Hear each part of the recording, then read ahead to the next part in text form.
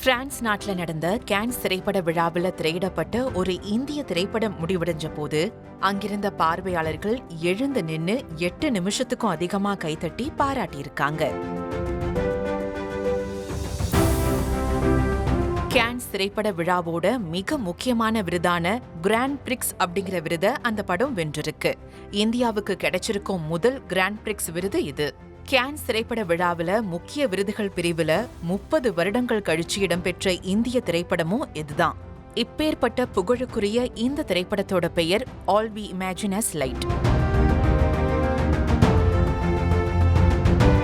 யதார்த்தமான திரைப்படங்களை இயக்குவதில் புகழ் பெற்றவரான பாயல் கபாடியா இந்த திரைப்படத்தை இயக்கியிருக்காங்க. கிராண்ட் பிரிக்ஸ் விருது பெறும் முதல் இந்திய பெண் இயக்குனரும் இவங்கதான். 6 படங்களை மட்டுமே இயக்கியிருக்க இவங்க ஏற்கனவே 2021ஆம் ஆண்டு நடந்த கேன்ஸ் திரைப்பட விழாவில் கோல்டன் ஐ விருதையும் வென்றிருக்காங்க.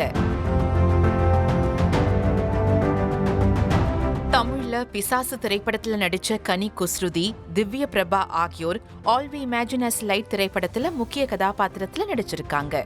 மும்பையை கதைக்களமா கொண்ட இந்த திரைப்படம் 3 பெண்களுக்கு இடையிலான நட்பை விவரிக்கும் விதமா அமைஞ்சிருக்கு. விழாவின் போது விருதை பெற்றுக்கொண்ட இயக்குனர் பாயல் கபாடியா அடுத்த இந்திய திரைப்படம் விருது பெறுவதற்கு இன்னும் 30 ஆண்டுகள் காத்திருக்க கூடாதுன்னு சொல்லியிருக்காங்க. இந்திய திரைப்படம் ஒன்று கேன்ஸ் திரைப்பட விழாவில் உயரிய விருதை பெற்றிருப்பது இந்திய சினிமாவிற்கு மற்றும் ஒரு உயரிய அங்கீகாரத்தை பெற்றுக் கொடுத்திருக்கிறது மட்டுமல்லாம இந்திய சினிமா ரசிகர்களையும் பெருமிதத்தில் ஆழ்த்தியிருக்கு. செய்திகளை உடனுக்குடனும் துல்லியமாகவும் தெரிந்து கொள்ள சப்ஸ்கிரைப் பண்ணுங்க.